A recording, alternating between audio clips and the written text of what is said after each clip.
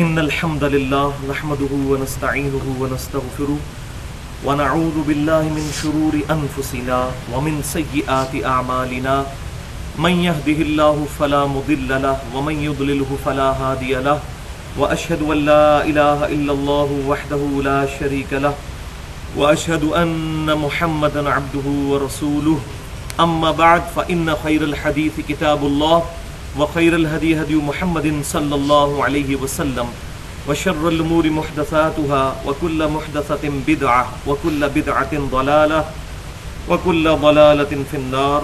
أعوذ بالله السميع العليم من الشيطان الرجيم من همزه ونفخه ونفثه. بسم الله الرحمن الرحيم. رب اشرح لي صدري ويسر لي أمري واحلل عقدة من لساني يفقهوا قولي. بسم الله الرحمن الرحيم. ان الله وملائكته يصلون على النبي يا ايها الذين امنوا صلوا عليه وسلموا تسليما. اللهم صل على محمد وعلى ال محمد كما صليت على ابراهيم وعلى ال ابراهيم انك حميد مجيد. اللهم بارك على محمد وعلى ال محمد كما باركت على ابراهيم وعلى ال ابراهيم انك حميد مجيد. آج انشاءاللہ تعالی اللہ کا نام لے کر سورہ المائدہ شروع کریں گے. یہ قرآن پاک میں 5ویں سورت ہے اور اس سورت کے مکمل ہونے پر انشاءاللہ تعالی مدنی سورتوں کا جو سلسلہ شروع ہوا تھا سورۃ البقرہ سے وہ بھی مکمل ہو جائے گا. سورۃ النساء اور سورہ آل عمران جو ہے یہ دو صورتیں ایسی ہیں جن صورتوں کے اندر اللہ تبارک و تعالیٰ نے پرٹیکولر جیوز اور کرسچنز کو خطاب کیا ہے. یہودیوں اور عیسائیوں کی غلطیوں کو پوائنٹ آؤٹ کر کے مسلمانوں کو صحیح عقیدے سے روشناس کروایا. اب اس کی جو کنکلوژن ہونے والی ہے وہ سورۃ المائدہ میں ہے. سورۃ المائدہ کے اندر دو چیزیں آخری درجے میں ہوں گی. نمبر 1، یہود و نصارہ سے جو فائنل گفتگو ہے وہ اس صورت میں ہے، اور پھر اس کا کلائمیکس اس کا آخری رکوع ہے جس میں اللہ تعالیٰ نے قیامت والے دن عیسیٰ بن مریم اور اللہ کے درمیان جو گفتگو ہونے والی ہے اس کا ذکر کیا ہے کہ ہم کھڑا کریں گے عیسیٰ بن مریم کو اور ان سے پوچھیں گے کیا تم نے لوگوں سے کہا تھا کہ تمہیں اور تمہاری ماں کو اللہ کو چھوڑ کر معبود بنا لیا جائے؟ تو وہ پھر اللہ کے حضور عرض کریں گے اے اللہ مجھے یہ شائع ہی نہیں تھا کہ میں کبھی ایسی بات کرتا، بالفرض اگر میں نے کوئی ایسی بات کی ہے تو تیرے علم میں ہوگی، کیونکہ جو کچھ تیرے دل میں ہے وہ میں نہیں جانتا اور جو کچھ میرے دل میں ہے وہ تو جانتا ہے. اور دوسری چیز جو اس میں کنکلوڈ ہوگی وہ شریعت اسلامیہ جس کا بلو پرنٹ شروع ہوا تھا سورۃ البقرہ سے، سورۃ النساء میں بھی احکام آئے. اب فائنل جو کنکلوژن ہے وہ سورہ المائدہ کے اندر اللہ تبارک و تعالیٰ اسلامک شریعت کو مکمل فرمائے گا، اور اسی میں وہ شعراء آفاق آیت بھی شروع میں آ جائے گی الیوم اکملت لکم دینکم واتممت علیکم نعمتی ورضیت لکم الاسلام دینا. آج کے دن ہم نے تمہارے لیے تمہارا دین مکمل کر دیا اور تم پر اپنی نعمت تمام فرما دی اور اسلام کو ایز اے ریلیجن تمہارے لیے پسند فرمایا. تو اللہ کا نام لے کر شروع کرتے ہیں. سورۃ النساء کا یہ جوڑا ہے سورہ المائدہ. تو یہ دونوں صورتیں مل کر بھی ایک خاص مضمون کی تکمیل کرتی ہیں، اور وہ پرٹیکولر یہود و نصارہ کی جو خرابیاں ہیں ان کو یہاں پر ایڈریس کیا گیا ہے. بسم اللہ الرحمن الرحیم. یا ایھا الذین آمنوا اوفوا بالعقود. اے ایمان والو اپنے عہد پورے کیا کرو، یعنی جو بھی کانٹریکٹ کرو گے اس کو مکمل کرو. کسی کے ساتھ عہد کیا وہ بھی پورا کرنا ہے، اور سب سے بڑا عہد جو ہم نے اسلام لانے کے بعد اپنے رب سے کیا ہے سمعنا واطعنا، کہ رب ہمارے ہم سنیں گے تیری بات، تیرے محبوب صلی اللہ علیہ وسلم کی بات، اور پھر اطاعت اختیار کریں گے. اس عہد کو بھی پورا کریں. بلکہ دنیا میں جتنے بھی کام ہیں وہ عہد کے مطابق چل رہے ہیں. ایون جو نکاح ہے وہ بھی ایک سوشل کانٹریکٹ ہوتا ہے ایک مرد اور ایک عورت کے درمیان. تو اگر کوئی شخص عہد کی پاسداری کرنا سیکھ جائے تو اس کے تمام معاملات درست ہو سکتے. تو یہ پہلی بات ارشاد فرمائی کہ اے ایمان والو اپنے عہد پورے کرو. اور یہاں پر تعویل خاص کے اعتبار سے عہد سے مراد یہ ہے کہ اللہ تعالیٰ اب جو شریعت کے احکامات تمہیں ارشاد فرمانے لگا ہے، جو تم نے اپنے رب کے ساتھ عہد کیا تھا اس کو پورا کرتے ہوئے اب ان احکامات کی تم نے پیروی کرنی ہے۔ احلت لکم بہیمۃ الانعام، تمہارے لیے حلال کر دیے گئے ہیں بے زبان جانور۔ عربی زبان کے اندر بہیمہ کا جو لفظ ہے یہ استعمال ہوتا ہے بے زبان جانوروں کے لیے، چرنے والے جانوروں کے لیے۔ بہیمۃ الانعام اور انعام چوپائے کے لیے استعمال ہوتا ہے۔ تو پرٹیکولر انعام کے اندر 4 کیٹیگری کے جانور آتے ہیں۔ پہلے نمبر پر اونٹ، دوسرے نمبر پر گائے، تیسرے پر بھیڑ اور چوتھے پر بکری۔ اس کا ذکر آگے چل کر آ بھی جائے گا سورۃ الانعام کے اندر۔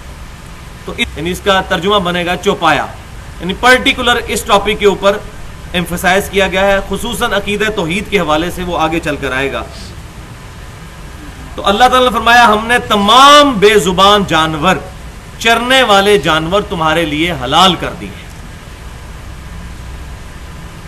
الا ما یتلا علیکم، سوائے ان کے کہ جن کا بیان تم پر تلاوت کیا جائے گا، جو تمہیں بیان کیا جائے گا، ان تمام جانوروں کے علاوہ تمام چوپائے، چرنے والے جانور، سبزی خور جانور تمہارے لیے حلال کر دیے۔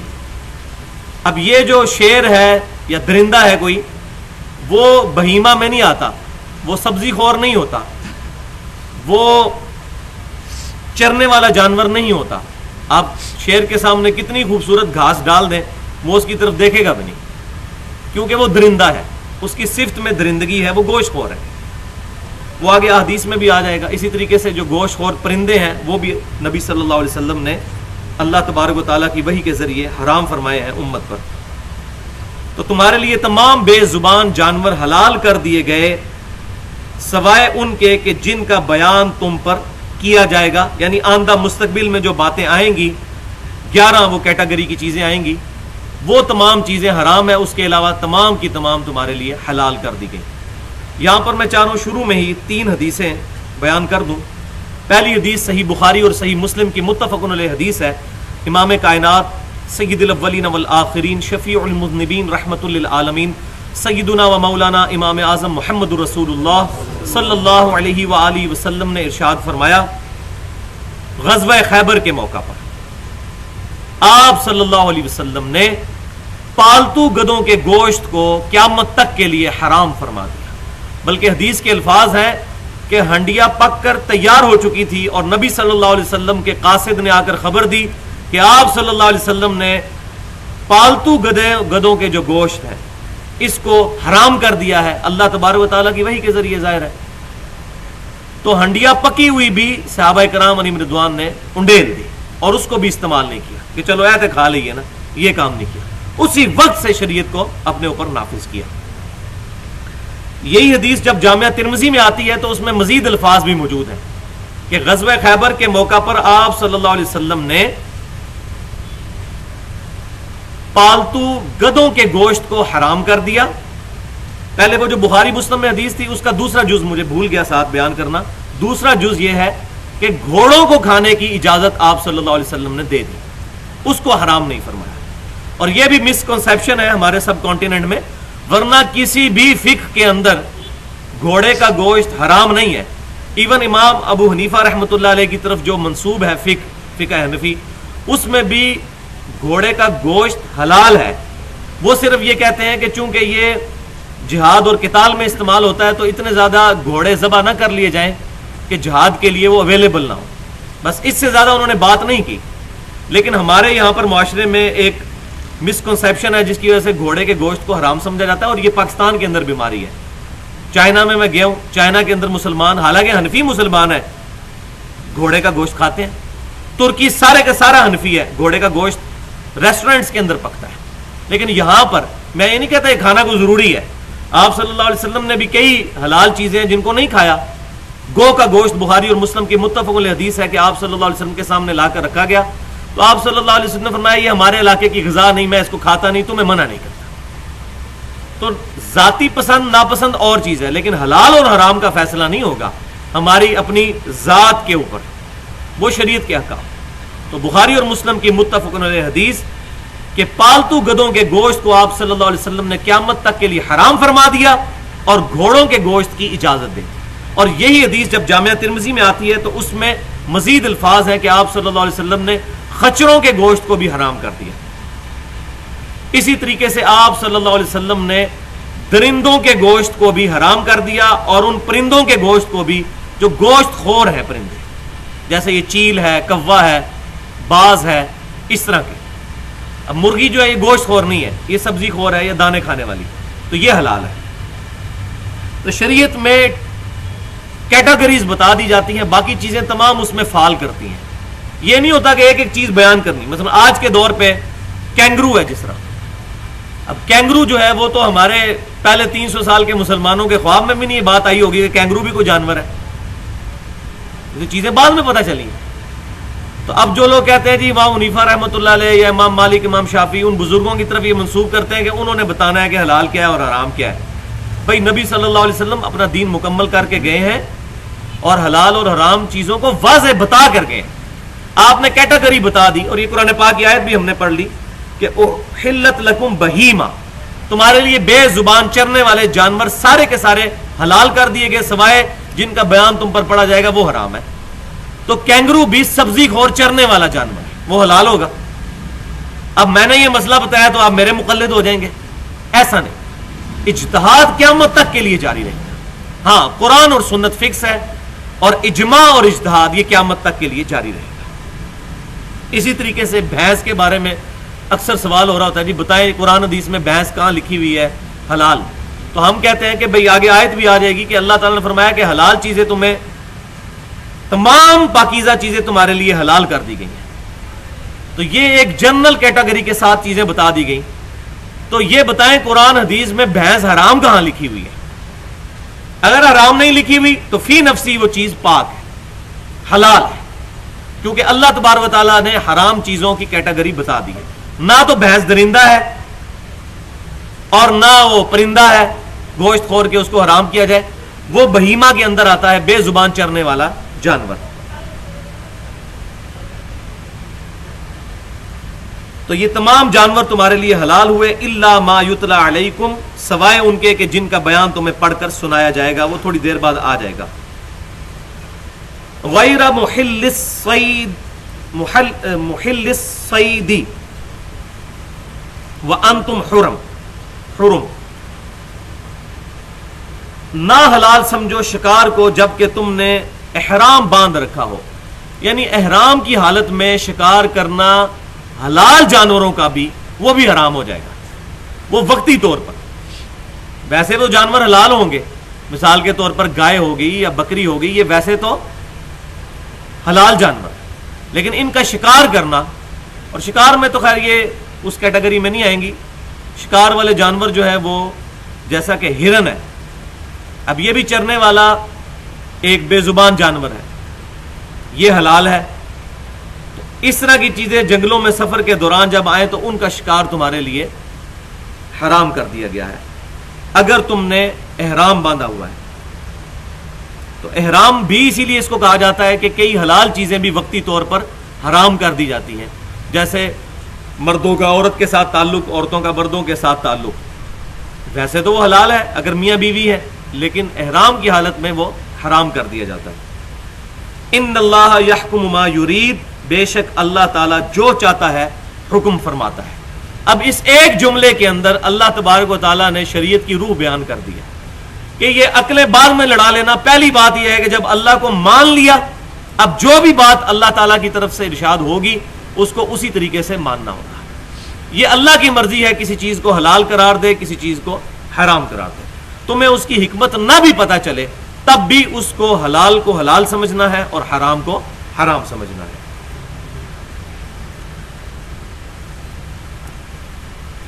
یا ایھا الذین آمنوا لا تحلوا شعائر اللہ، اے ایمان والو مت حلال ٹھہرا لو اللہ تعالیٰ کی نشانیوں والی جگہ کو، جو اللہ کے شاعر ہیں ان کی حرمت کا بھی خیال رکھنا ہے، ان کی بھی توہین نہیں کرنی، جیسا کہ سورۃ البقرہ میں ہم پڑھ چکے، ان الصفا والمروہ من شعائر اللہ، صفا اور مروہ اللہ کی نشانیوں میں سے، اور ظاہر ہے کہ اللہ تعالیٰ کی نشانیاں وہی ہیں کہ جن نشانیوں کو اللہ تبارک و تعالیٰ نے اپنے محبوب بندوں کی نسبت کی وجہ سے ان جگہوں کو پسند فرمایا۔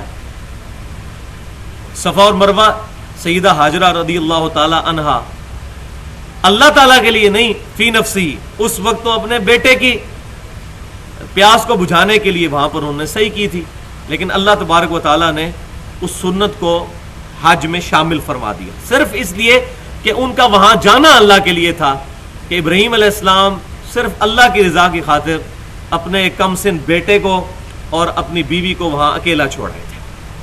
پھر اللہ تبارک و تعالیٰ نے پھر زمزم کو جاری فرمایا۔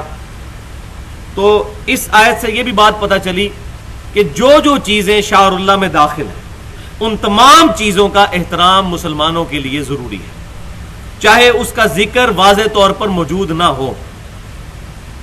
اب مثال کے طور پر اذان ہے، اب کہیں بھی قرآن اور حدیث میں اس لفظ کے ساتھ تو یہ بات موجود نہیں ہوگی کہ اذان شعائر اللہ میں داخل ہے، لیکن یہ داخل ہے کیونکہ یہ اسلام کی بڑی نشانیوں میں سے۔ اب کوئی اذان کا مذاق اڑاتا ہے، اذان ہو رہی ہے اور کوئی اس پر کوئی ایسے کمنٹس پاس کر دیتا ہے، اور اگر واقعی تحقیر کی نیت سے کیے تو پھر تو اسلام سے ہی خارج ہو جائے گا، اگر بے وقوفی کی بنا پر کیے تو تب حرام تو کم از کم وہ ہوگا۔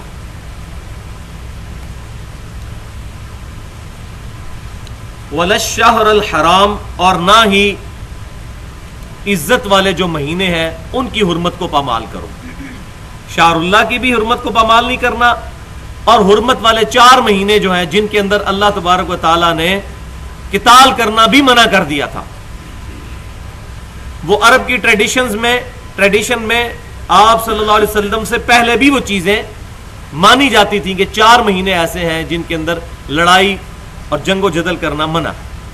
ان میں پہلا مہینہ جو ہے وہ رجب کا، جو ابھی یہ گزر رہا ہے، آج 4 یا 5 تاریخ ہے 1433 ہجری، اور پھر 3 مسلسل مہینے ہیں، ذی قعدہ کا، ذوالحجہ کا جو حج والا مہینہ پرٹیکولر، اور اس کے بعد محرم۔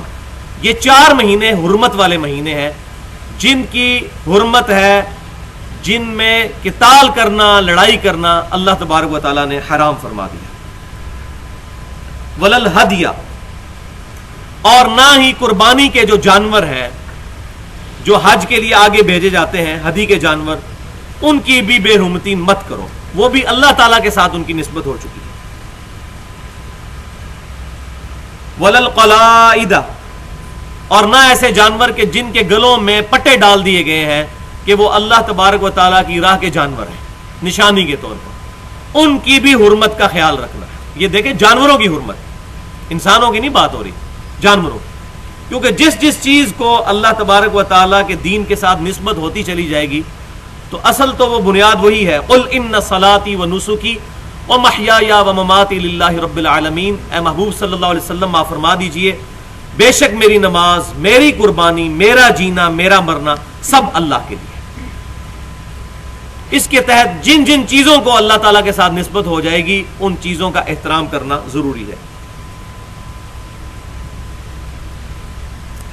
وَلَا آمِينَ الْبَيْتَ الْحَرَامِ، اور مت بے حرمتی کرو ان کی کہ جنہوں نے قصد کیا ہوا ہے بیت اللہ شریف کا حج کے لیے، یبتغون فضلا من ربہم، جو طلب کرتے ہیں اپنے رب کا فضل، ورضوانا، اور اس کی رضا، یعنی جو لوگ حاجی ہیں، جو جانے والے ہیں اللہ کی راہ کے حج کے مسافر ہیں، ان کا بھی احترام کرنا ہے۔ ابھی تک یہاں پر جتنی چیزیں بیان ہو رہی ہیں اس پوائنٹ آف ویو سے بیان ہو رہی ہیں کہ ان تمام چیزوں کو اللہ تعالیٰ کی نسبت کی وجہ سے ان کی حرمت کو پامال نہیں کرنا ہے۔ اور آگے ایک پرٹیکولر بات بھی آ جائے گی، وَإِذَا حَلَلْتُمْ فَاصْطَادُوا، اور جب تم احرام کھول دو، حلال ہو جاؤ تو شکار کر سکتے ہو۔ وَلَا يَجْرِمَنَّكُمْ شَنَآنُ قَوْمٍ أَن صَدُّوكُمْ عَنِ الْمَسْجِدِ الْحَرَامِ، اور ہرگز نہ اکسائے تمہیں کسی قوم کا بغض بوجہ اس کے کہ انہوں نے روکا تھا تمہیں مسجد حرام سے۔ یعنی اب مسلمانوں کی اگر حکومت ہو چکی ہے مکہ شریف پر تو اب مسلمانوں کو یہ شایع نہیں ہے کہ مسلمان اپنے پچھلے بدلے جو ہیں وہ اتارنے شروع کر دیں اور خانہ کعبہ شریف کی حرمت کا بھی خیال نہ رکھیں، بلکہ اسلام سے پہلے بھی اگر سگے باپ کے قاتل کو بھی کفار مکہ مسجد حرام میں دیکھ لیتے تھے تو اس سے بدلہ نہیں لیتے تھے، اتنا مسجد حرام کی حرمت کا خیال رکھتے تھے۔ عن المسجد الحرام ان تعتدوا، کہ تم زیادتی کرنے لگ پڑو، وتعاونوا علی البر والتقوی، اور تعاون کرو، مدد کرو ایک دوسرے کی پرہیزگاری کے کاموں میں، ولا تعاونوا علی الاثم والعدوان، اور گناہ اور زیادتی کے کاموں میں ایک دوسرے کی مدد مت کرو۔ اب اس ایک آیت پہ ہی گھنٹوں بولا جا سکتا ہے۔ یہ اسلامک فلسفہ ہے نیکی کا، کہ نیکی اور پرہیزگاری کے کاموں میں ایک دوسرے کی مدد کرنی ہے۔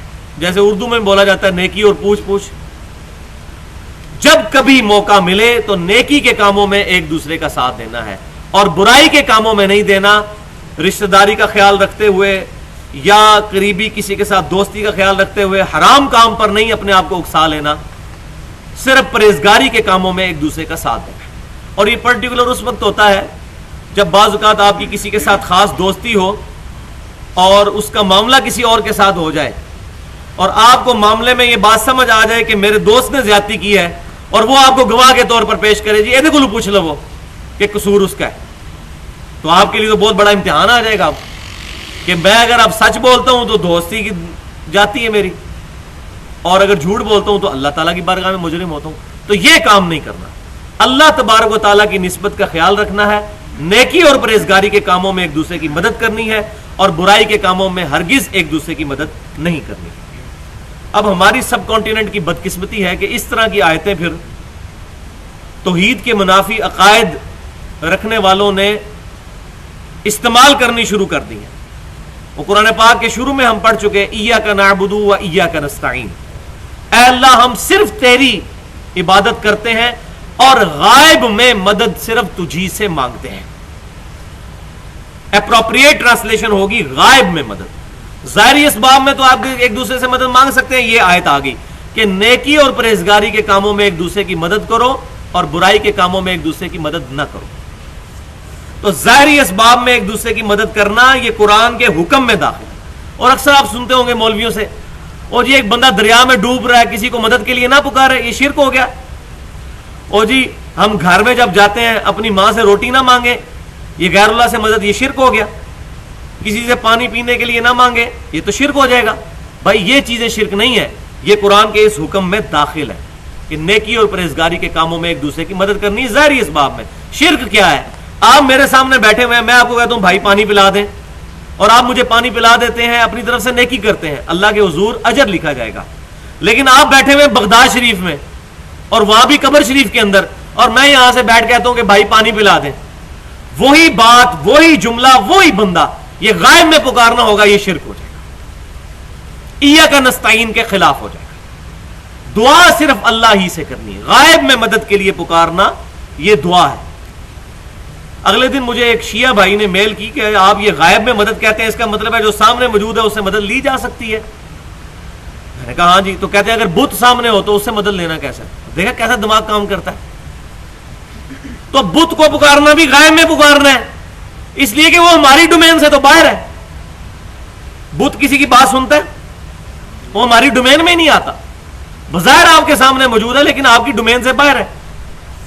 جس طرح ایک جو بندہ قبر میں دفن ہے، قبر تو آپ کے سامنے موجود ہے، ہم دعا بھی پڑھتے ہیں، صحیح مسلم میں ہے، السلام علیکم اہل الدیار من المؤمنین والمسلمین، اے مسلمان گھر والوں اور مومنین اور مسلمین، تم پر اللہ کی سلامتی ہو۔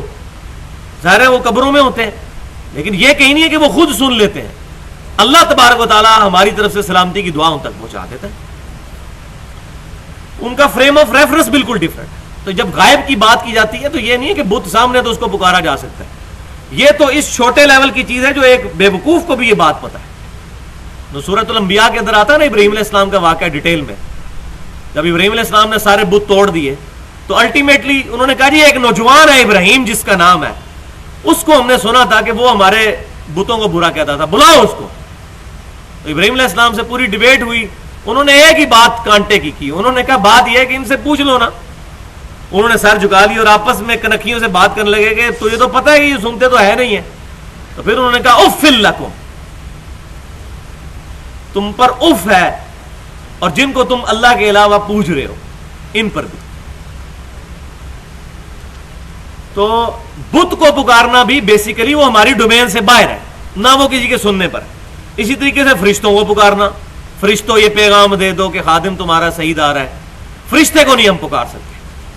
نہ فرشتہ ہمارا ملازم ہے کہ ہماری کو بات لے کے جائے گا، اللہ جو اس کو ڈیوٹی لگائے گا وہ اس نے پوری کرنی. ورنہ تو دو فرشتے یہاں بیٹھے، میں ان کو کہوں گا جی میرا سلام نبی صلی اللہ علیہ وسلم تک پہنچا دیں. کتنی نان سینس بات ہے. غائب میں اللہ کے علاوہ کسی کو بھی پکارنا مدد کے لیے، مدد کے لیے، یہ الفاظ یاد رکھیں. خالی غائب میں پکارنا شرک نہیں ہے.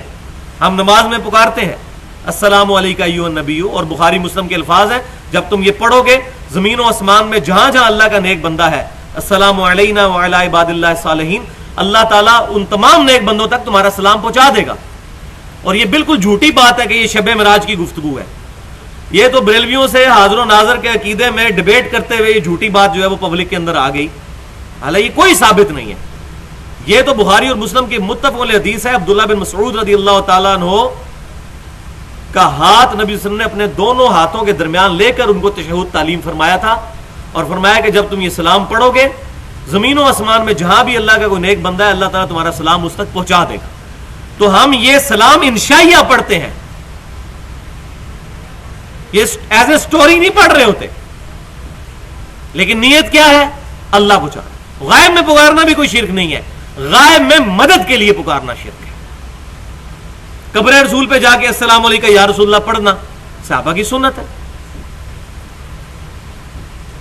ہمارا جو ریسرچ پیپر ہے رسول اللہ کی آخری وصیت ہے، اس میں عبداللہ بن عمر رضی اللہ تعالیٰ عنہ سے روایت لکھ دی ہے المصنف ابن ابی شیبہ میں 11993 نمبر روایت، کہ آپ رضی اللہ تعالیٰ عنہ جب بھی قبر رسول پر جاتے تھے السلام علیکم یا رسول اللہ پڑھتے تھے.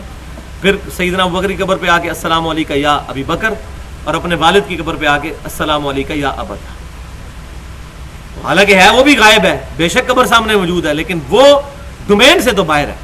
وہ عالم برزخ میں زندہ ہیں انبیاء کرام اور شہداء، اور ہم اس دنیا میں زندہ ہیں. ہماری کوئی ڈائریکٹ کمیونیکیشن نہیں، بلکہ اللہ تعالیٰ پہنچاتا ہے.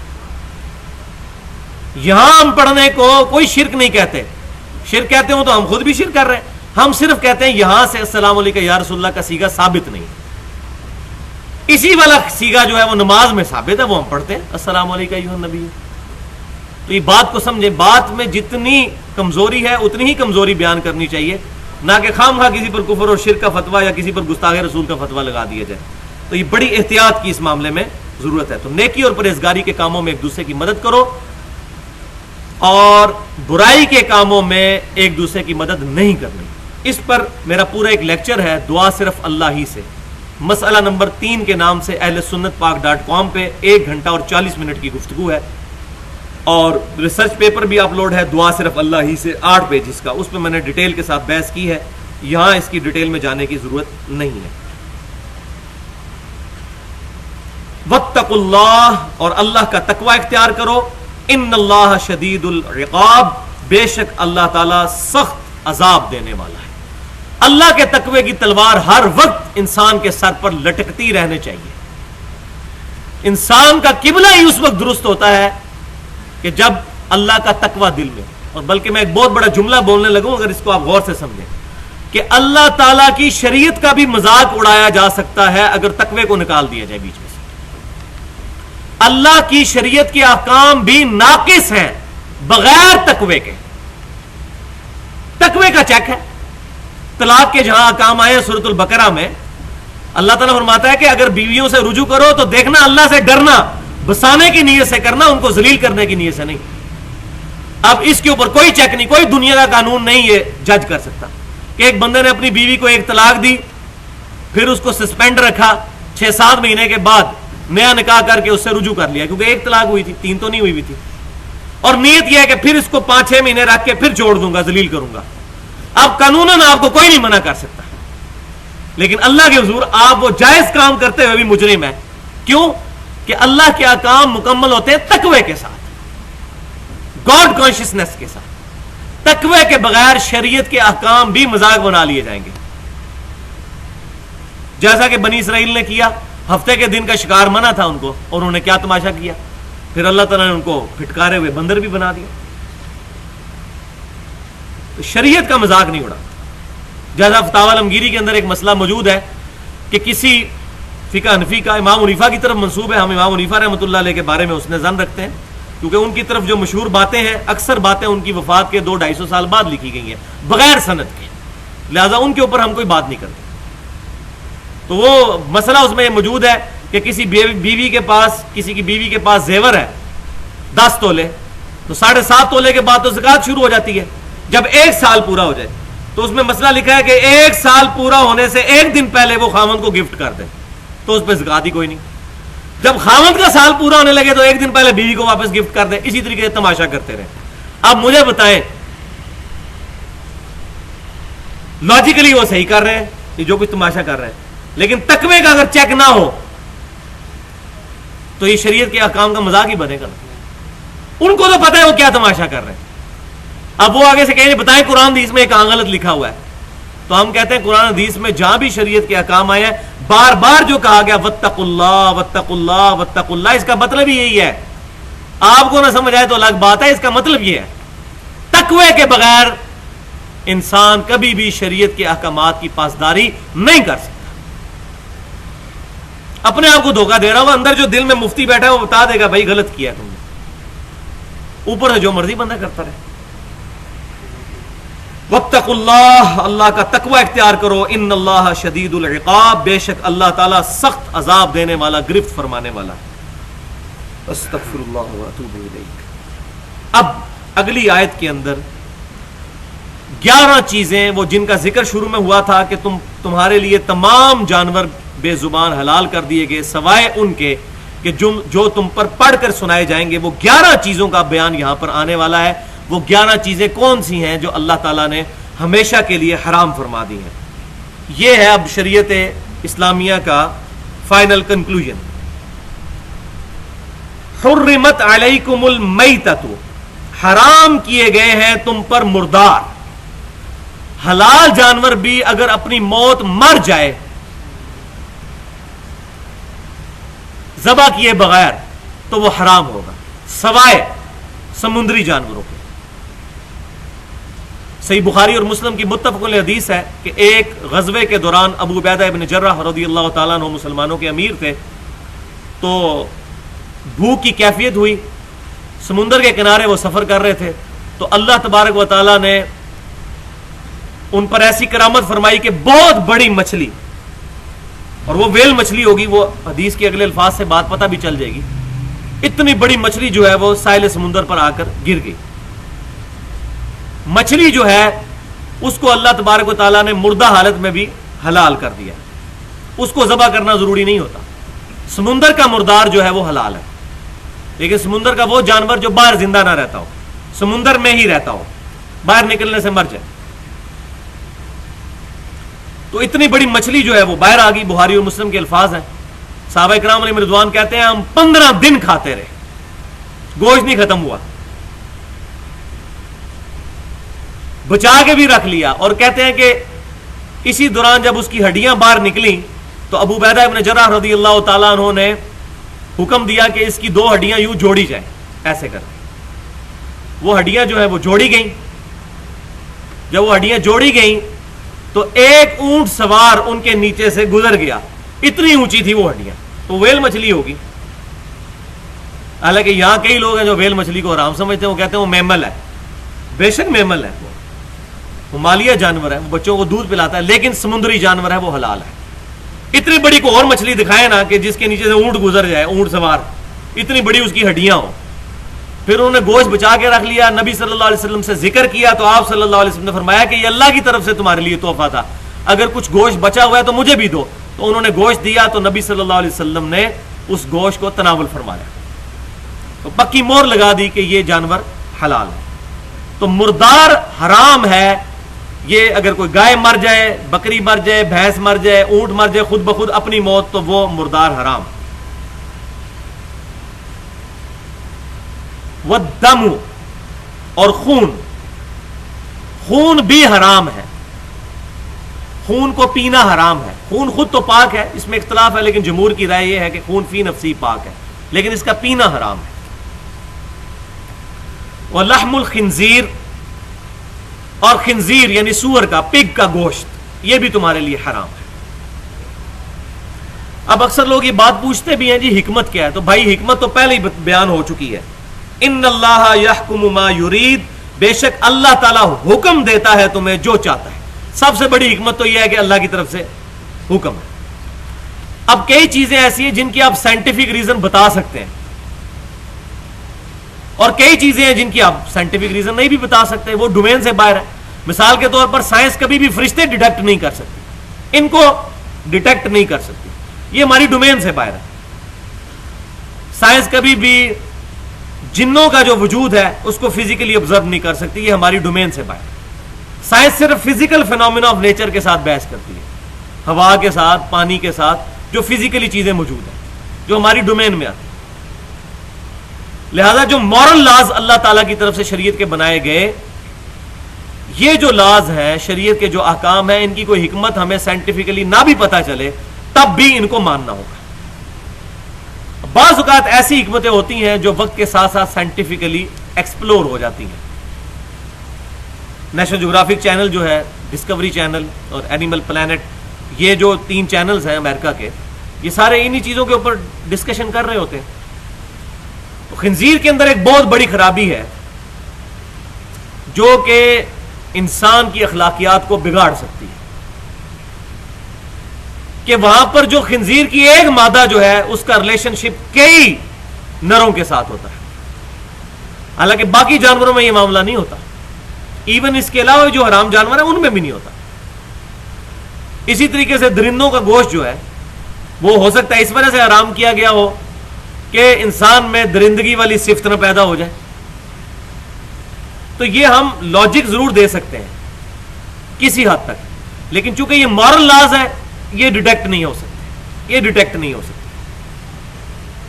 آپ جھوٹ بولیں گے زبان نہیں جلے گی, حرام مال کھائیں گے پیٹ میں درد نہیں ہوگا, لیکن زبان پر آگ رکھ لیں تو زبان جل جائے گی, کیونکہ یہ تمام مورل لاز ہیں. لیکن یہ بات یاد رکھیں, دنیا میں جتنے مورل لاز ہیں یہ آخرت میں جا کر ایکٹیو ہو جائیں گے, ابھی ڈورمنٹ پوزیشن میں. اسی لیے فرمایا گیا کہ جو یتیموں کا مال کھاتے ہیں اپنے پیٹوں میں دوزخ کی آگ بھر رہے ہیں, یہاں تو نہیں پتا چلے گا ان کو, وہ آخرت میں وہی کھایا ہوا مال دوزخ کی آگ بن جائے گا ان کی. مورل لاز ایکٹیو ہو جائیں گے. تو مورل لاز ہمیشہ انبیاء کرام علیہ السلام اللہ تبارک و تعالیٰ کی وحی کے ذریعے سکھاتے ہیں. لیکن کچھ مورل لاز جو ہیں وہ ہماری انسٹنکٹ کے اندر شامل ہیں. مثلا دنیا کے ہر قانون کے اندر جھوٹ بولنا بری چیز ہے, سچ بولنا اچھی چیز ہے. کسی کو دھوکہ دینا بری چیز ہے, کسی کے ساتھ خیر خواہی کرنا اچھی چیز ہے. انبیاء کرام علیہ السلام کی تعلیمات نہ بھی ہوں تب بھی اخلاقی حس جو اللہ نے ہمارے اندر رکھی ہے اس کی وجہ سے انسان کافی ساری برائیوں کو جج کر سکتے ہیں. آج بھی ہالی ووڈ کی فلم کے اینڈ میں بھی سچ کی جیت دکھائی جاتی ہے اور جھوٹ کی شکست دکھائی جاتی ہے. کیوں؟ یہ انسان کے اندر اللہ تعالیٰ نے اخلاقی حس رکھ دی ہے. اس کی وجہ سے انسان اکاؤنٹیبل ہے, چاہے اس تک کتابوں کا اور انبیاء کا علم نہ بھی پہنچا تب بھی اللہ کی بارگاہ میں وہ اتنے درجے کا اکاؤنٹیبل ضرور ہے. تو اللہ تعالیٰ فرما رہا ہے تمہارے لیے مردار حرام, خون حرام, خنزیر کا گوشت حرام, وما اہل لغیر اللہ بہ, اور وہ جانور بھی تمہارے لیے حرام کر دیے گئے کہ جن پر اللہ کے علاوہ کسی اور کا نام لیا جائے. خصوصاً ذبح کے وقت اللہ کے علاوہ کسی اور کے نام پر ذبح کیے جائیں گے تو وہ جانور حرام ہوں گے. اور اگر اللہ کے نام پر ذبح ہوں گے, چاہے وہ حلال کرنے والا کرسچن اور جیو میں سے ہی کیوں نہ ہو, یہودی یا عیسائی, اگر اللہ کا نام لے کر کرے گا تو وہ جانور حلال ہو جائے گا. وہ آگے بات آ بھی جائے گی. تو حلال جانور اگر کوئی اللہ کا نام لے کر حلال کرے گا تو وہ حلال ہوگا, اللہ کے علاوہ کسی اور کا نام ذبح کے وقت لے گا تو وہ جانور حرام ہو جائے گا, یا خاموش رہے گا تب بھی حرام ہو جائے گا. بسم اللہ اللہ اکبر تکبیر پڑھنی ہے, کم از کم اللہ ضرور کہنا ہے, اور اتنی آواز سے کہ کان اپنے سن لیں. شریعت میں جب بھی کہا گیا نا کہ یہ کام کرنا ہے یا کہنا ہے تو اس سے مراد یہ ہے کہ کم از کم اپنے کان خود سنیں, نماز کے لیے بھی شرط ہے کہ اپنے کان خود سن رہے ہو. کان خود سننے سے مراد نہیں کہ یہاں سے نکل کے آواز باہر جا رہی ہو, اندر سے ہی بالکل آہستہ, ساتھ والا نہ سنے, آپ خود سن رہے ہو, ادروائز نماز بھی نہیں ہوتی. دل میں کوئی پڑھتا رہے اس کی نماز نہیں ہوگی. دل میں کوئی تکبیر پڑھے گا تو جانور حرام ہی رہے گا جب تک زبان سے نہ ادا کرے. دل میں طلاق دے گا, طلاق نہیں ہوگی جب تک زبان سے ادا نہ کرے. بیوی کو سنانا شرط نہیں, خود سننا شرط ہے. تو جہاں بھی شریعت نے کہا بولنے کا یا پڑھنے کا تو اس سے مراد کم از کم اتنی آواز سے کہ اپنے کان خود سن لیں. اسی طریقے سے اگر کوئی قسم اٹھاتا ہے تو اس کے لیے بھی یہ الفاظ اپنے کانوں تک پہنچانا ضروری ہے. اگر دل میں ہی چل رہا ہے تو وہ نہیں قسم ہوگی. ہاں منت دل میں مانی جا سکتی, اس کا معاملہ بالکل ڈفرنٹ ہے. تو اللہ تعالیٰ فرما رہا ہے جس پر غیر اللہ کا نام لیا گیا وہ جانور بھی تمہارے لیے حرام ہے. ذبح کے وقت مطلقاً کسی چیز پر غیر اللہ کا نام بولا جانا یہ کوئی شرک نہیں ہے, نہ اس کی وجہ سے کوئی جانور حرام ہو جاتا ہے. مثلا میں قربانی کا بکرا لے کے آیا ہوں تو اس بکرے پہ یہی بولا جائے گا کہ یہ محمد علی کا بکرا ہے, تو اب غیر اللہ کا نام بولا گیا تو جانور ہی حرام ہو گیا؟ نہیں. ذبح کے وقت کس کی خوشنودی کے لیے ذبح ہو رہا ہے. یہ بال پوائنٹ میری بال پوائنٹ ہے, اب اس پہ بھی غیر اللہ کا نام بولا جائے یہ حرام ہو جائے گی؟ نہیں. تو یہ دونوں ایکسٹریمز میں بیان کر رہا ہوں. خالی نام بولنے سے چیز حرام نہیں ہو جائے گی. حرام اس وقت ہوگی جب کسی اور کی خوشنودی اس میں شامل ہو جائے گی اللہ کے علاوہ. مثال کے طور پر کوئی کہتا ہے جی میں یہ اس لیے کام کر رہا ہوں کہ اس کی وجہ سے فلاں جو بزرگ ہیں وہ خوش ہو جائیں, تو اب یہ غیر اللہ کی خوشنودی کے لیے ہو گیا, تو ایسا جانور بھی پھر حرام ہوگا. اور آگے آ بھی جائے گی اس کی بات, میں انشاءاللہ اس وقت وہ حدیث بڑی سخت حدیث ہے وہ بیان کروں گا اسی موقع کے اوپر. تو جس پر ذبح کے وقت پرٹیکولر اور ویسے بھی کسی اور کی خوشنودی کے لیے نام بولا گیا اللہ کے علاوہ کسی اور کا نام, تو وہ چیز حرام ہو جائے گی. لیکن یہ نیت پہ ڈیپینڈ کرتا ہے, خالی زبان سے نہیں, نیت بھی صحیح ہو. مثال کے طور پر ہمارے معاشرے میں ایک طبقہ ہے جو 11ویں شریف دیتا ہے اور وہ بولتے یہی ہے کہ یہ غوث پاک کے نام کی 11ویں ہے, لیکن اگر ان سے آپ بات کریں کہ یہ اس کا کیا مطلب ہے کہ شیخ عبد القادر جیلانی کے نام کی ہے, تو کہیں گے نہیں نہیں اللہ کے نام کی ہے, ثواب ان کو پہنچانا ہے. تو اب یہ ثواب پہنچانے کی وجہ سے وہ اس کا کھانا حرام نہیں ہو جائے گا. کراہت ضرور آئے گی کیونکہ یہ عمل ثابت نہیں ہے, لیکن حرام کا فتویٰ نہیں لگے گا جب تک کہ وہ یہ نہ کہیں کہ اس کی وجہ سے ہم شیخ عبد القادر جیلانی کی خوشنودی حاصل کرنا چاہتے ہیں. اگر وہ کہیں کہ اس کے ذریعے ہم اللہ کو خوش کرنا چاہتے ہیں تو پھر حرام کا فتویٰ نہیں لگے گا, پھر زیادہ سے زیادہ ہم اس کو بدعت کہیں گے کہ یہ ثابت نہیں ہے. ظاہر ہے جو کام شیخ عبد القادر جیلانی کی طرف منسوب ہو رہا ہے, تو شیخ عبد القادر جیلانی رحمۃ اللہ علیہ تو 5ویں صدی ہجری میں پیدا ہوئے ہیں, اس سے پہلے کے 500 سال کے مسلمان تو ظاہر 11ویں نہیں کرتے تھے. تو یہ فتویٰ لگاتے ہوئے بڑی احتیاط کی ضرورت ہے کہ کون سی چیز حلال ہے اور کون سی چیز حرام. لہٰذا میں خود بھی 31 سال بریلوی رہا ہوں اور میں نے بریلویوں کا لٹریچر بڑی ڈیٹیل کے ساتھ پڑھا ہے. کسی بریلوی کا عالم کا یہ عقیدہ نہیں ہے کہ 11ویں شریف یا یہ باقی جو ختم ہم دلواتے ہیں یہ غیر اللہ کے نام کے ہیں. وہ کہتے ہیں حرام ہے, وہ کہتے ہیں ہم ثواب پہنچاتے ہیں, لیکن اس میں پھر بعض اوقات ایسا غلو ہو جاتا ہے جیسا کہ ہمارے ابھی ایک سب کانٹیننٹ میں جو علی بن عثمان حجویری صاحب کا مزار ہے لاہور کے اندر, داتا دربار جسے مشہور کہتے ہیں, وہاں پر ہر مہینے کی 11 تاریخ کو دودھی جو ہے وہ سارا دودھ چڑھا دیتے ہیں. اور کئی لوگوں کا یہ عقیدہ سننے میں آیا کہ وہ کہتے ہیں جی دودھ نہیں دیں گے تو ہماری بھینسیں دودھ دینا بند کر دیں گی. استغفر اللہ واتوب الیہ. اب ایسا فاسد عقیدہ رکھنا بعض اوقات انسان کو شاید دار اسلام سے ہی خارج کرتے ہیں. اتنی بڑی بات اللہ تعالیٰ پر بولنا. بھائی کسی کا دودھ کوئی بزرگ نہیں بند کر سکتا. دنیا کا بڑے سے بڑا انسان اگر اس کا اپنا پیشاب بند ہو جائے تو اپنا پیشاب نہیں کھول سکتا.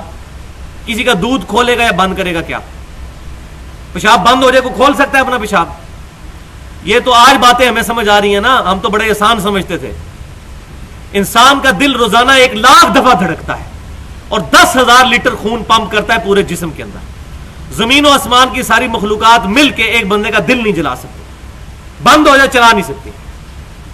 10,000 لیٹر خون 1,00,000 کلومیٹر نسوں میں ہر انسان میں علیحدہ علیحدہ ٹرانسفر کرتا ہے. اب یہ باتیں تو ہمارے بزرگوں کو پتہ بھی نہیں ہوں گی, ان کے فرشتوں کو بھی نہیں پتہ ہوں گی.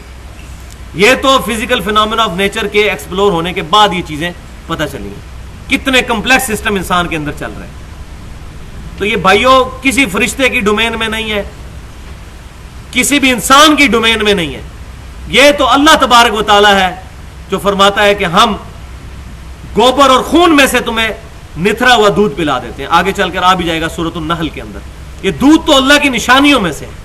اور میں اکثر سوچتا تھا کہ دودھ کا ذکر پرٹیکولر کیوں قرآن میں ہے. بھائیو پوری انسانیت دودھ پہ چل رہی ہے. دودھ ختم ہو جائے تو بچے بڑے ہی نہیں ہو سکتے بغیر دودھ کے. اور آج کل جو صورتحال ہے, عورتوں کا دودھ ہی پورا نہیں ہوتا, بھینس اور گائے کے دودھ کے ذریعے سلسلہ چلتا ہے. پوری انسانیت چل رہی ہے دودھ کے اوپر. اسی لیے اللہ تعالیٰ نے خصوصیت سے دودھ کا ذکر کیا. تو یہ اللہ تبارک و تعالیٰ ان معاملات کو چلانے والا ہے. تو جس پر غیر اللہ کا نام بولا گیا وہ بھی تمہارے لیے حرام کر دی گئی ذبح کے وقت یا غیر اللہ کی خوشنودی کے لیے. اب اگلی چیز کیا آ رہی ہے؟ 4 چیزیں بیان ہوگی. 5ویں چیز والمنخنقۃ, اور ایسا جانور جو گلا گھونٹ کر مارا جائے وہ بھی حرام ہے. میں کچھ عرصہ پہلے نیشنل جغرافی پہ ایک پروگرام دیکھ رہا تھا. یہ تبت کے علاقوں میں جو لوگ ہیں نا, وہ بکری وغیرہ کو ذبح نہیں کرتے. وہ کہتے ہیں یہ بکری کو اس سے تکلیف ہوگی, تو دکھاتے ہیں کہ وہ گلا گھونٹ کے اس کو مارتے ہیں. حالانکہ یہ سائنٹیفکلی غلط ہے چیز, کیونکہ ذبح کرنے میں خون جو ہے, اور خصوصاً پوری گردن نہ اتارنے میں, صرف یہ شارے کاٹنے میں اور باقی جسم لگا رہے تاکہ دماغ کا سسٹم جو ہے وہ اعصاب کا باقی رہے, تو جسم سے خون نکل جاتا ہے. یہ ذبح کرنے کے اندر حکمت ہے. گلا گھونٹنے میں وہ خون بیچ میں ہی رہ جاتا ہے. اور سب سے بہترین بیکٹیریا کے لیے انوائرمنٹ پرووائڈ کرتا ہے خون بیماریوں. تو وہ گلا دبا کے اس کو مارتے ہیں. تو ایسا جانور جس کو گلا دبا کر مارا گیا وہ بھی حرام ہے. 5ویں چیز یہ تھی. 6 والموعودۃ, اور ایسا جانور جو چوٹ لگنے سے مر جائے. مثال کے طور پر جانور پہاڑی سے نیچے, بکری کوئی اتر رہی تھی, پہاڑی بکرا اتر رہا تھا اور وہ سلپ ہوا اور نیچے گرا, چوٹ لگنے سے خود بخود مر گیا, تو وہ بھی حرام ہوگا.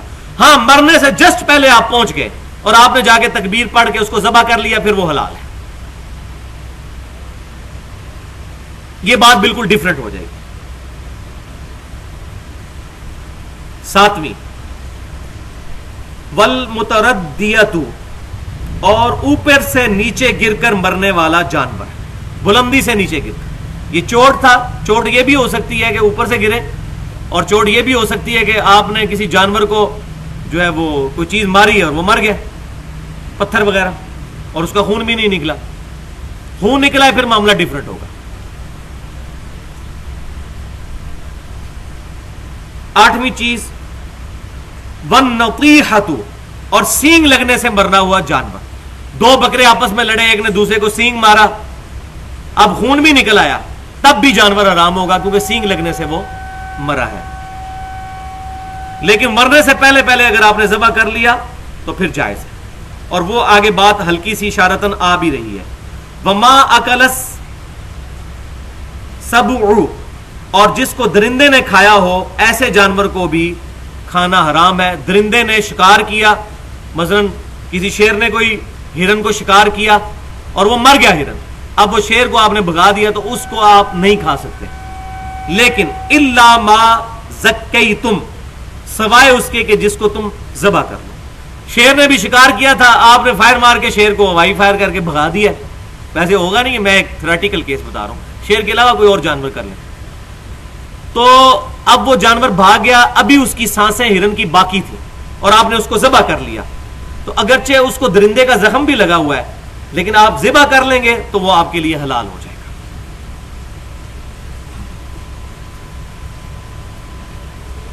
9 چیزیں ہوگی. وما ذبح علی النصب, اور ایسا جانور جو تھانوں پر ذبح کیا گیا ہو وہ بھی حرام ہے.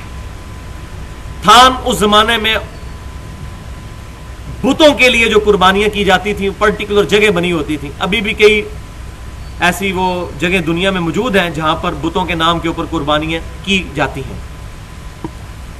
پہاڑوں پر وہ دیوتا, ایک ان کے کنسپٹ ہے کہ یہاں پر دیوتا رہتے ہیں, ان کے لیے وہ جانور جو ہے وہ قربان کر کے رکھتے ہیں. تو ایسے تھانوں پر اللہ کے نام پر قربان کرنا بھی منع ہے. یہ بات ذرا سمجھ لیں, یہ سمجھنے والی بات ہے کہ تھانوں پر اللہ کے نام پر بھی قربان کرنا حرام ہے, کیونکہ ان جگہوں پر حرام کر دیا گیا.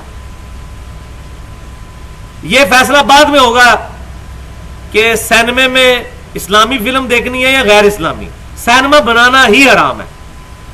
جو میں نے اپنے ایک لیکچر میں جو 12 ربیع الاول پہ دیا تھا، ولادت مصطفیٰ صلی اللہ علیہ وسلم اور رسول اللہ کی آخری وصیتیں، اس میں نے آپ صلی اللہ علیہ وسلم کی قبروں کے متعلق جو پرٹیکولر وصیتیں ہیں وہ میں نے بیان کی تھی، اور اس میں نے بتایا تھا کہ یہ بات بعد میں ہوگی کہ مزاروں پر جانا کیسا ہے یا نہیں ہے. مزار بنانا ہی حرام ہے. قبروں پہ جانے کا حکم ہے صحیح مسلم میں تاکہ آخرت کی یاد آئے. مزار بنانا ہی غلط ہے، کیونکہ صحیح مسلم میں حدیث ہے قبروں کو پکا مت کرو، قبروں پر عمارت مت بناؤ اور ان پر مت بیٹھو، نہ لائیو بیٹھو نہ مجاور بن. یہ تو بعد میں بات ہوگی کہ مزار پہ جانا جائز ہے ناجائز. مزار بنانا ہی غلط ہے. اسی طریقے سے ایسی جگہ جو تھان ہے جہاں پر مشرکین کے میلے لگتے ہیں یا خلاف شرع کام ہوتے ہیں، وہاں پر اللہ کے نام کی قربانی بھی دینا حرام ہے. لہذا معذرت کے ساتھ جو یہاں سے لوگ جاتے ہیں جی غریب لوگوں کو کھلانے کے لیے ہم اب جا رہے ہیں علی بن عثمان اجمیری صاحب المشہور داتا صاحب کے دربار پہ، جی وہاں دیگ چڑھائیں گے اللہ کے نام کی، وہاں پر اللہ کے نام کی دیگ چڑھانا بھی اس آیت کے تحت حرام ہوگا اجتہاداً، کیونکہ وہاں پر خلاف شرع کام ہو رہے ہیں. وہ تھان ہے پرٹیکولر، تو یہ بتوں والے ہیں. میں وہ والا فنیٹک مواحد بھی نہیں ہوں کہ میں اس کو اب بتوں کے ساتھ تشبیہ دے دوں، ایسا بھی نہیں ہے. لیکن اگر ان قبروں کی پوجا شروع کر دی جائے گی پھر معاملہ وہ بتوں والا ہو جائے گا.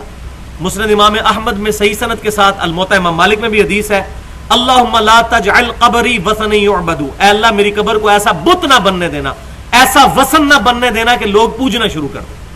اور بخاری اور مسلم کی متفق علیہ حدیث ہے، آپ صلی اللہ علیہ وسلم نے اپنی وفات کے دنوں میں سیدہ عائشہ کہتی ہیں کہ فرمایا کہ اے اللہ تیری لعنت ہو یہود و نصارہ پر، جب ان میں سے کوئی نیک آدمی یا نبی فوت ہو جاتا تھا اس کی قبر پہ سجدے شروع کر دیتے تھے، اور آپ صلی اللہ علیہ وسلم نے فرمایا میں تمہیں منع کرتا ہوں کہ میری قبر پہ سجدے مت کرو. اور سیدہ عائشہ کہتی ہیں، ساتھ ہی بخاری مسلم میں الفاظ ہے، اگر ہمیں یہ ڈر نہ ہوتا کہ لوگ رسول اللہ کی قبر پہ سجدے شروع کر دیں گے صلی اللہ علیہ وسلم، تو ہم آپ صلی اللہ علیہ وسلم کی قبر کو زائرین کی زیارت کے لیے کھلے عام چھوڑ دیتے. لیکن آپ نے حجرے کی دیوار نہیں گرائی تاکہ لوگ یہ کام نہ کریں. الحمدللہ وہ آج تک حجرے کی دیوار نہیں گری. باقی اس کی ڈیٹیل میں نے 2 گھنٹے میں اس لیکچر میں اہل سنت پاک .com پہ وہ لیکچر رکھا ہوا ہے، ایکسکلوسیو لیکچر. کافی لوگ اس کو دیکھ چکے ہیں، 1,500-2,000 کے قریب لوگ. ولادت مصطفیٰ صلی اللہ علیہ وسلم اور رسول اللہ کی آخری وصیتیں صلی اللہ علیہ وسلم، اس میں نے قبروں کے بارے میں ڈیٹیل سے. یہاں پر وہ حدیث جو میں کہہ رہا تھا سنن نبی داؤد کے اندر صحیح سند کے ساتھ حدیث ہے، ایک صحابی نبی صلی اللہ علیہ وسلم کی خدمت میں حاضر ہوئے اور انہوں نے عرض کیا کہ اللہ کے رسول صلی اللہ علیہ وسلم میں 100 اونٹ مقام بوانا پر جا کر قربان کرنا چاہتا ہوں. اب صحابی ظاہر ہے بتوں کے نام کا تو نہیں قربان کریں گے، اللہ کے نام پر. تو آپ صلی اللہ علیہ وسلم نے فرمایا دیکھنا ایک چیز کا بلکہ 2 چیزوں کا فرمایا کہ ان کا خیال رکھنا، کسی ایسی جگہ پر جا کر قربان نہ کرنا جہاں مشرکین کے زمانے جاہلیت کے لوگ قربانی چڑھایا کرتے تھے. اللہ کے نام کی قربانی بھی وہاں نہ چڑھانا، یا وہاں پر مشرکینوں کے میلے لگا کرتے تھے، ایسی جگہوں پر بھی اللہ کے نام کی قربانی کرنا بھی منع ہے. حالانکہ اب اللہ کے نام کی قربانی ہو رہی ہے لیکن ان جگہوں پر جانا اللہ تعالیٰ کی نافرمانی ہے. تو وہاں اللہ کا نام لے کر بھی کوئی ذبح کرے گا تو وہ حرام ہی ہوگا. یہ وہ پرٹیکولر حدیث تھی جس کے بارے میں نے بیان کرنا تھا. وَأَن تَسْتَقْسِمُوا بِالْأَزْلَامِ، اور یہ بھی حرام ہے، یہ 11ویں چیز، کہ تم تقسیم کرو جوئے کے تیروں کو. یہ زمانے جاہلیت میں اس میں مختلف اقوال ملتے ہیں کہ وہ فال نکالا کرتے تھے جانوروں پر تیر چلا کے. بلکہ صحیح بخاری کے اندر حدیث موجود ہے کہ آپ صلی اللہ علیہ وسلم جب فتح مکہ کے بعد داخل ہوئے تو آپ صلی اللہ علیہ وسلم نے سیدنا ابراہیم علیہ السلام، سیدنا اسماعیل علیہ السلام کے مجسمے دیکھے خانہ کعبہ میں اور ان کے ہاتھوں میں تیر پکڑائے ہوئے تھے.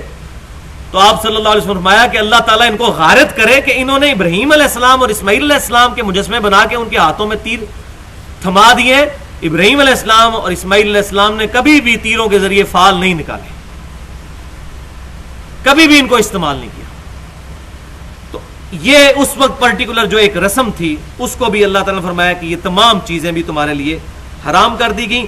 ذالکم فسق، یہ سب کے سب نافرمانی کے کام ہیں.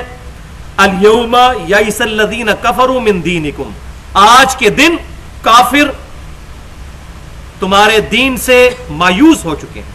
فلا تخشوہم واخشونی، تو اب ان سے مت ڈرو ڈرنے سے مراد یہ ہے کہ ان کا اب لحاظ مت کرو اور میرا لحاظ کرو، شریعت کے احکامات کو رائج کرو، شریعت کے احکامات کی پیروی کرتے ہوئے کوئی شرم محسوس نہ کرو۔ اب کافر اس بات سے ناامید ہو چکے ہیں کہ دوبارہ کبھی یہاں پر ان کی حکومت آئے گی، اور الحمدللہ آج تک کسی نہ کسی فارم میں مسلمان ہی حکمران رہے ہیں جزیرہ عرب پر،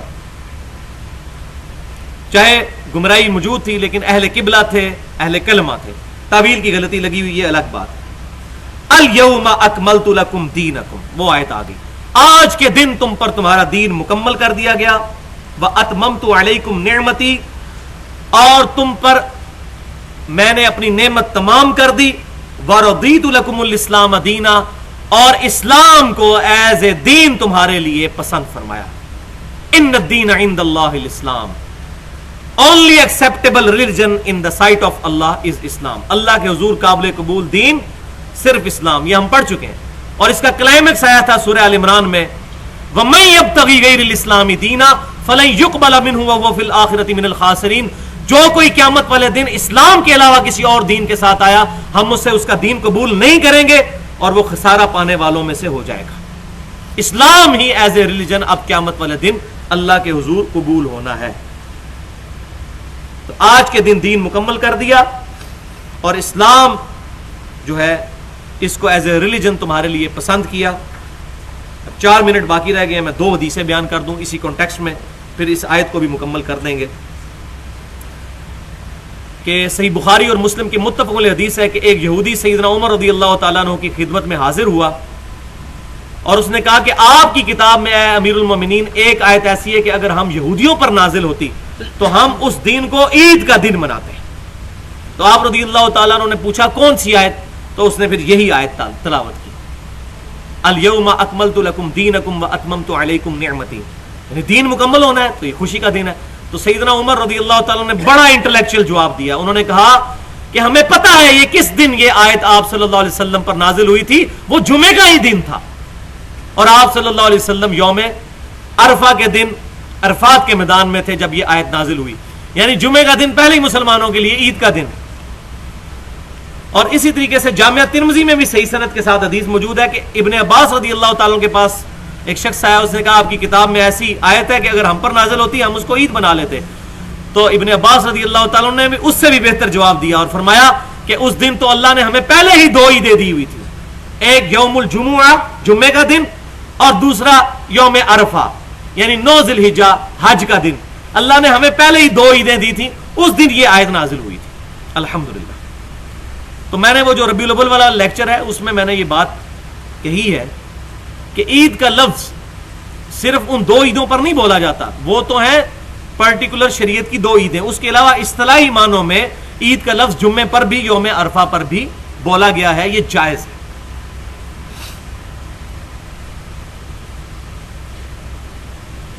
فَمَنِ اضْطُرَّ فِي مَخْمَصَةٍ، اور جو کوئی لاچار ہو جائے بھوک کی حالت میں۔ اب یہ شریعت اللہ تعالیٰ کی طرف سے ہے، اتنی سختی بھی نہیں ہے، اگر کسی پر زندگی موت کی کشمکش بن گئی اور بھوک کی وجہ سے مرنے کے قریب ہے، پھر ان حرام چیزوں میں سے بھی وہ کھا سکتا ہے۔ یہ کنکلوڈ کی بات، اگر کوئی شخص مجبور ہو جائے بھوک کی حالت میں، غیر متجانف لإثم، لیکن وہ گناہ کی طرف جھکنے والا نہ ہو، یعنی اس کے دل میں برائی موجود ہو کہ خنزیر کا گوشت حرام ہے لیکن میں اب جان بچانے کے لیے کھا رہا ہوں، کراہت کے ساتھ اس کو کھائے۔ یا پیاس ہے تو اتنی شراب پی لے کہ اس کی پیاس بجھ جائے، مرنے کے اگر قریب ہو تو، یہ عام پیاس نہیں ہے، مرنے کے قریب ہو، لاچار ہو جائے، الفاظ یہ ہیں بالکل لاچار ہو جائے، اس صورت میں یہ نیت نہ کرے کہ چلو آج میں چیک ہی کر لینا کیسا ذائقہ ہے شراب دا، یہ نیت نہ بیچ میں آئے۔ اللہ تعالیٰ فرما دیا غیر متجانف لإثم، نہ جھکنے والا ہو گناہ کی طرف۔ اس وقت ایک دفعہ نیت اپنی دوبارہ حاضر کرے کہ میں کس نیت سے پیوں۔ ہو سکتا ہے کہ کوئی میرے جیسا وہمی بندہ ہو تو وہ چھوڑ ہی دے کہ یار میں کہیں یہ گڑبڑ نہ ہو جائے نیت۔ اور بخاری اور مسلم کی وہ حدیث مجھے یاد آ گئی کہ آپ صلی اللہ علیہ وسلم نے فرمایا اس نے ایمان کی حلاوت چکھ لی جس میں 3 نشانیاں ہیں، اللہ اور اس کا رسول اسے پوری دنیا میں سب سے بڑھ کر محبوب ہو جائے صلی اللہ علیہ وسلم۔ دوسری، دوستی اور دشمنی اللہ کے ریفرنس سے، اور تیسرا کفر کی طرف لوٹ جانا اتنا مشکل ہو جائے جتنا آگ میں زندہ جلایا جانا، یعنی وہ بندہ آگ میں جلنے کے لیے تیار ہو جائے لیکن اسلام نہ اپنا چھوڑے. یہ ایمان کی حلاوت ہے. ویسے اگر زندگی موت کی کشمکش بن جائے تو انسان تقیہ کر سکتا ہے، تقیہ کرنے کی اجازت ہے، میں سورہ آل عمران میں بیان کر چکا، یہ جائز ہے. لیکن اس وقت بھی اعلیٰ ترین درجہ یہ ہے کہ انسان شرک نہ کرے، اپنی جان دے دے. جو مسند امام احمد میں صحیح سند کے ساتھ حدیث ہے، معاذ بن جبل کو نبی صلی اللہ علیہ وسلم نے فرمایا تھا، اے معاذ اللہ کے ساتھ شرک نہ کرنا، خواہ تمہارے ٹکڑے ٹکڑے کر دیے جائیں، تمہیں صلیب پہ چڑھا دیا جائے، سولی پر چڑھا دیا جائے، یا تمہیں آگ میں جلا دیا جائے، اللہ کے ساتھ شرک نہ کرنا. یہ تقوی کی بات کی، فتوے کی نہیں. اگر زندگی موت کی کشمکش بن جائے تو وقتی طور پر کوئی شخص دل میں ایمان رکھتے ہوئے کلمہ کفر بھی بول دے تو یہ جائز ہے. سے پوری امت کا اجماع ہے اور احادیث بھی اس پہ ڈیٹیل کے ساتھ موجود ہے. فَإِنَّ اللَّهَ غَفُورٌ رَحِيمٌ، تو بے شک اللہ تعالیٰ بخشنے والا مہربان ہے. اگر اس وقت کوئی ہو گیا تو یہ نہ ہو کہ بعد میں وہ وہمی بن جائے کہ میرے جینز میں اب شراب چلی گئی ہے، میں اس وقت پی لی سی، پتہ نہیں میرا گناہ معاف ہوئے گا کہ نہیں. یہ ذہن میں نہیں لانا. پھر اللہ تعالیٰ سے امید رکھنی ہے، بے شک اللہ تعالیٰ گناہوں کو معاف کرنے والا ہے. اللہ تعالیٰ سے دعا ہے جو حق بات میں نے کہی آج جو ہم نے سنی ہمارے دلوں میں راسخ فرمائے. اگر جذبات میں میرے منہ سے کوئی غلط بات نکل گئی تو اللہ تعالیٰ ہمارے دلوں سے محو کر دے. ہمیں کتاب و سنت اجماع کی تعلیمات پر عمل کر کے دوسرے بھائیوں تک پہنچانے کی توفیق عطا فرمائے. سبحانک اللہم و بحمدک، اشہد ان لا الہ الا انت، استغفرک و اتوب الیک، وما علینا الا البلاغ المبین.